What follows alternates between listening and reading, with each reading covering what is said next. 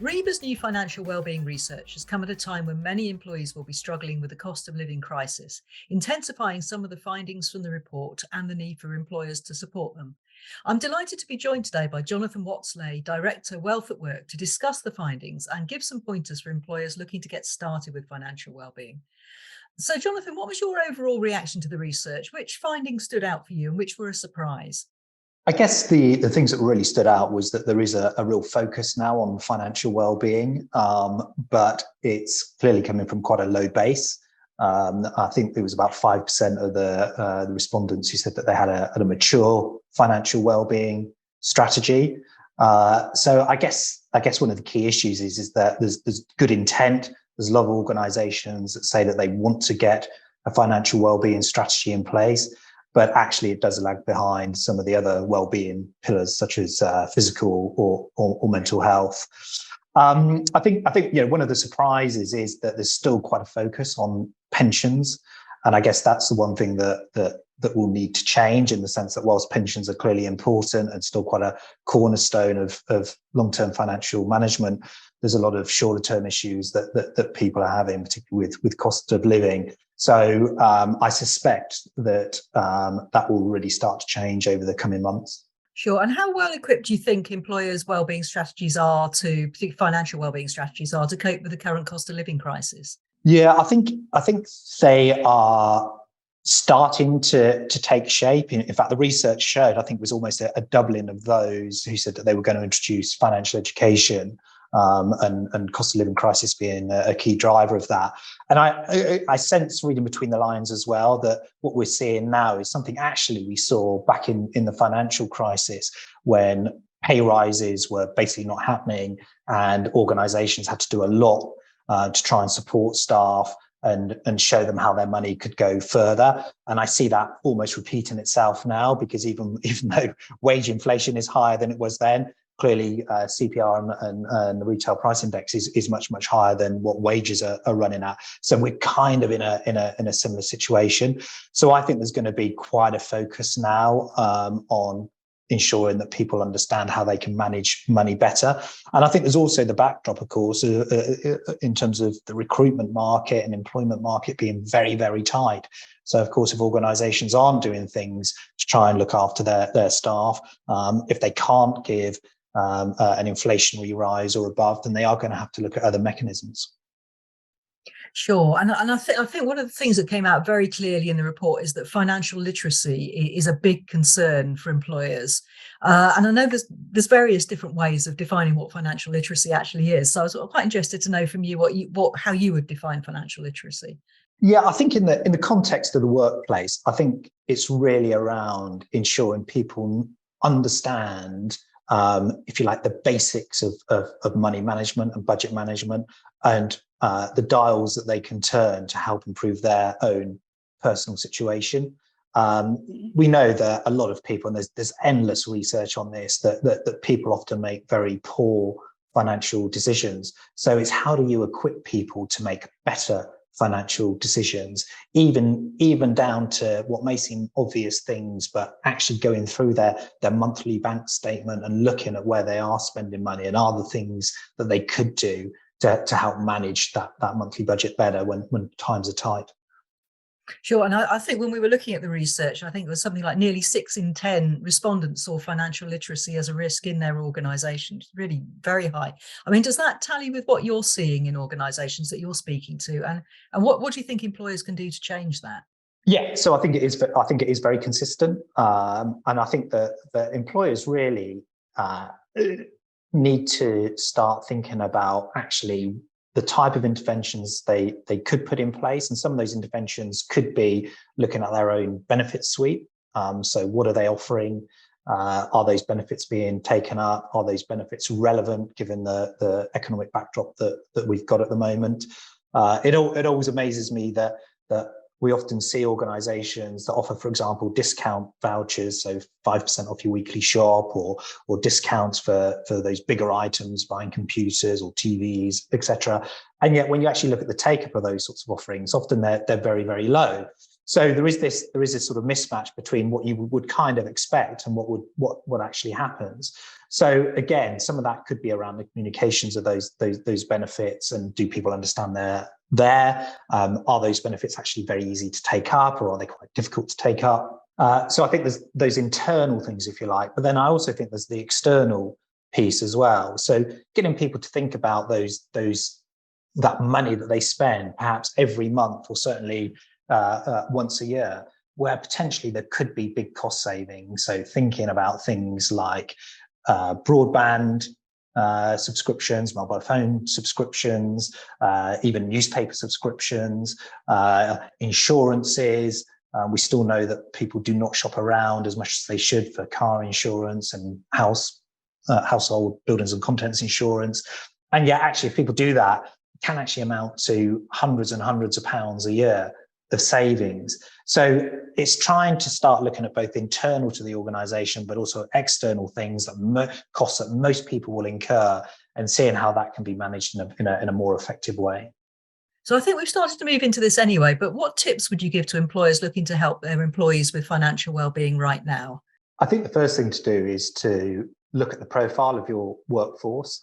So clearly, if you've got a lot of employees that are at the lower end of the pay spectrum, then you might want to do slightly different things to people if you work in an organization where you've got a lot more highly paid people. And the reason I say that is because it can be quite sensitive for people that are on low wages. So if you start putting in lots of interventions, but actually what they really want is a pay rise, then it can be quite a hard sell-in. So I think really think about your audience, potentially segment your audience, so segment your employee base, and think about what sort of communications you're going to send to perhaps different cohorts. Push and pull strategies are also very important with that. So what are the things that you as an employer want to push out, and what are the resources that you may make available but you're allowing the individual to actually pull? So a good example of that is debt, for example. Very unlikely that the employer knows if somebody's got debt issues, but actually if you have a good communication strategy and you have debt resource available, whether that be simple videos or animations that can help go through some of the basics that may help people, but then also utilize third parties that are out there. So on the debt piece, for example, organizations like Step Change, the debt charity, so people that may be really getting into trouble, actually they do have somewhere to go and somebody to talk to.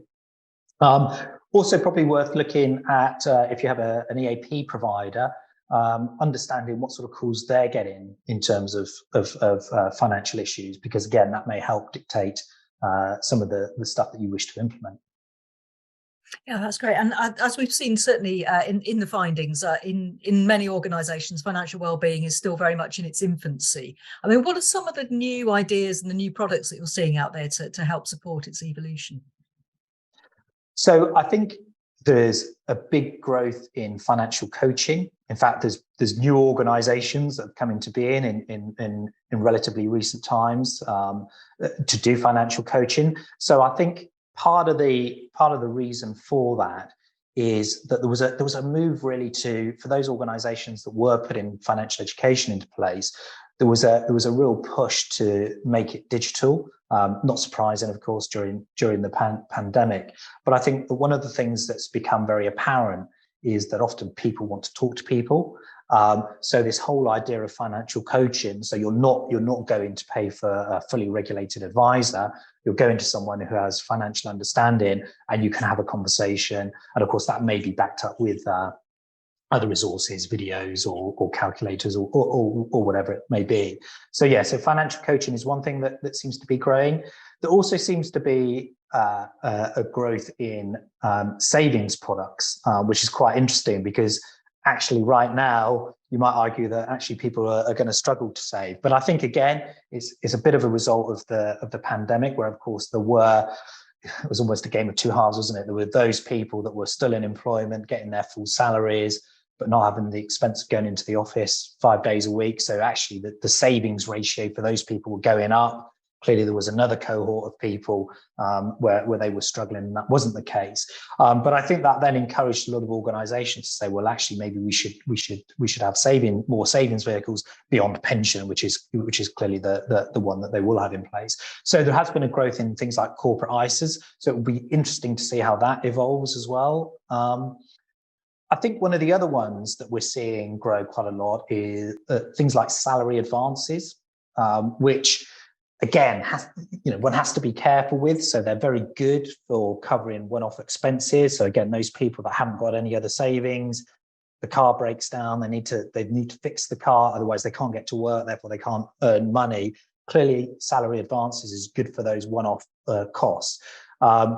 There's a slight concern, though, that people are going to start using them as on a regular basis every month. And of course, they do have charges connected to them. So potentially fine as a one-off, but not so good if you're going to use them as an ongoing facility. So again, I think organisations need to think long and hard about what facilities they put in place, because I think things like salary advances at face value sound good, but actually you could end up with a bigger problem than what you started with.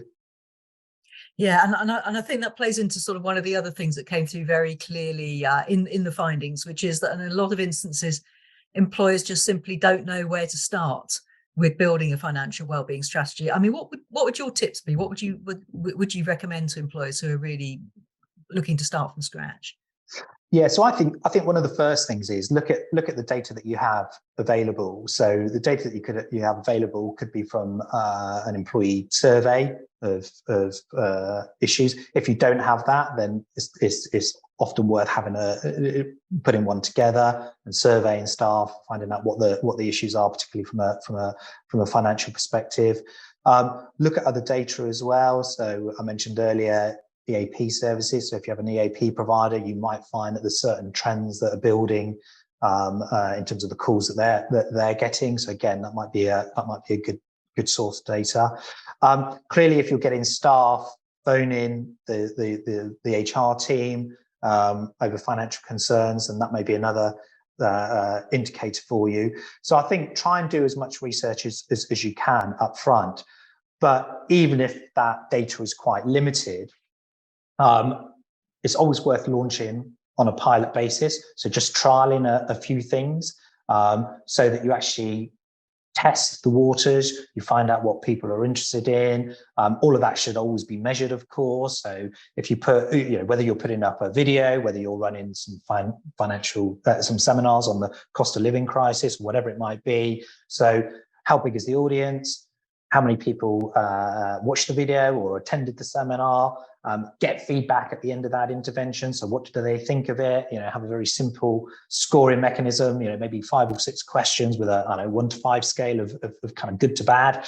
And then that will actually feed into perhaps a bigger rollout and something that's a bit more tailored to the organization. And also it often gets management support, because if you can give that feedback, you have that data building, then often it will justify spending more money on financial wellbeing, so you can build the program out. Well, Jonathan, thank you so much. It's been great to catch up today and to talk about financial wellbeing and to chat about the research as well. And you can download the research report from the link that's available on the screen now. So, Jonathan, thank you again, and Thank you. Many thanks.